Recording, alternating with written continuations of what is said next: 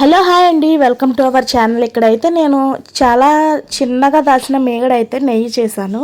అది కూడా ఏంటంటే పడేసేస్తాము ఈజీగా. అలా పడేసే బదులు ఒక్క నిమిషం ఆలోచించి ఏదన్నా గిన్నెలో వేసుకుంటే ఒక 15 రోజులకి 20 రోజులు చూసుకుంటే చాలా క్వాంటిటీలో అవుతుంది.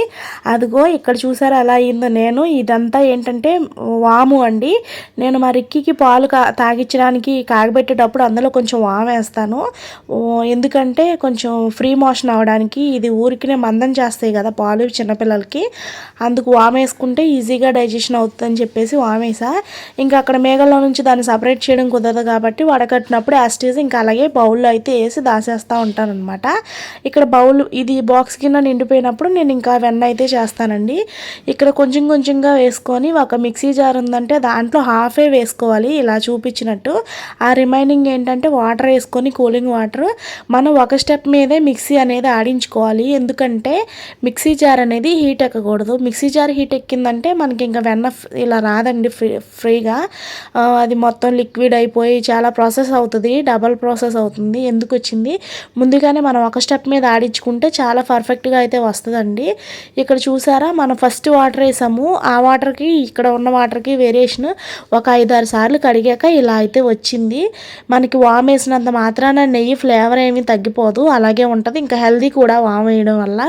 సో దానివల్ల ఇంక ఇక్కడైతే నేను కొంచెం కొంచెంగా దాసిన మేగడ వచ్చిన వెన్నండి ఇది. ఇంకా దీన్ని అయితే ఇవాళ నెయ్యి అయితే కాగబెడుతున్నాను చక్కగా సిమ్లో. ఫస్ట్ అయితే అది మొత్తం వాటర్లా కరిగే వరకు హై ఫ్లేమ్లో ఉంచుకొని ఇంకా అది వాటర్ అయ్యాక సిమ్లో పెట్టి మరిగించుకుంటే మనకి నెయ్యి అనేది చాలా పర్ఫెక్ట్గా వస్తుందండి.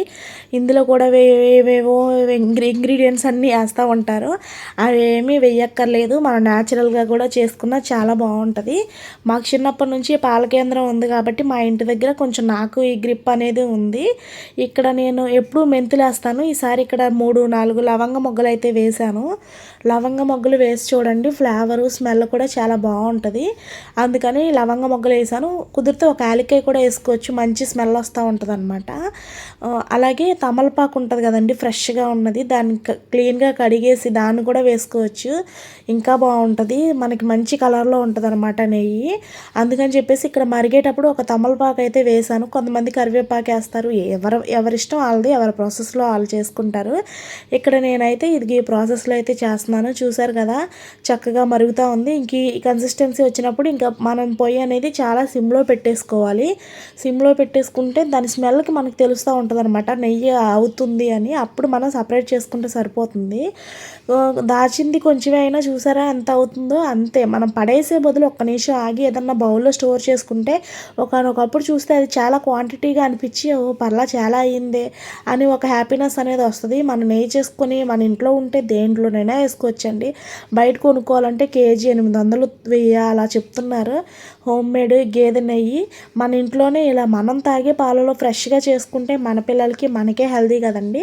సో అందుకని ఎవరికైనా యూజ్ అవుద్దని అయితే చెప్పాను నేను. చిన్న మేగడ అంటే ఇప్పుడు ఒక టీ గ్లాసులు పాలు కాయబెడుతున్నాను రిక్కీకి, అందులో వచ్చి కొంచెమైనా సరే అలా దాస్తే అది కొన్ని రోజులకి ఎక్కువగా అవుతుంది కదా. అలా అయితే నేను ఇలా ఎక్కువగా చేయగలిగాను.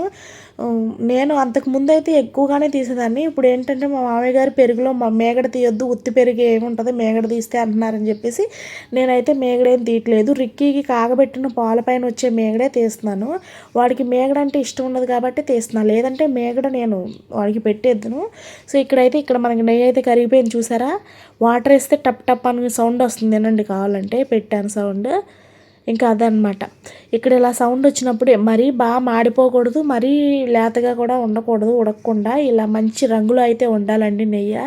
చూసారా ఎంత చక్కగా మంచి రంగు వచ్చిందో. ఇంతే. ఇంకా ఏం చేశానంటే నేను ఇదంతా ఒకటే అంతకుముందు చేసింది 1 వీక్ బ్యాక్ది కూడా ఉంటే ఇందులో వేసేసాను. మొత్తం అంతా ఒక దాంట్లో స్టోర్ చేయొచ్చు, ఒకేలా ఉంటుందని చెప్పేసి. ఇంకా ఇక్కడైతే స్టవ్ ఆఫ్ చేసేసి చల్లారబెట్టేసి ఒక డబ్బాలోకి అయితే స్టోర్ చేసుకుంటున్నానండి. ఇప్పుడు వచ్చేది పండగల సీజన్ కాబట్టి మనకి నెయ్యి చాలా అంటే చాలా యూజ్ అవుతుంది. ఇదిగో ఇలా పొంగొచ్చిందంటే ఇంకా ఆల్మోస్ట్ మనకి నెయ్యి అయితే ప్రిపేర్ అయిపోయిందని అర్థం అనమాట. సో చూసారు కదా ఎంత చక్కగా ఉందో నెయ్యి. ఇంకా దీన్నైతే ఒక దాంట్లోకి ఒక డబ్బాలోకి అయితే స్టోర్ చేసేసుకుంటున్నా వడకట్టుకొని. అది ఇంకా అలా అనమాట. చాలా అంటే చాలా బాగుంటుంది. నెయ్యి మనకి పండగలప్పుడు చాలా యూజ్ అవుతుంది. చిన్నదే కదా అని తప్పుగా అనుకోవద్దు. ఎవరైనా సరే చక్కగా నీట్గా స్టోర్ చేసుకుంటే హోమ్ మేడ్ నెయ్యి అయితే తినొచ్చండి. చాలా అంటే చాలా బాగుంటుంది. థ్యాంక్ యూ ఫర్ వాచింగ్ అండి. ఇక్కడ వరకు చూసారంటే మీరు ఖచ్చితంగా ఒక లైక్ అయితే ఇచ్చేసేయాలండి.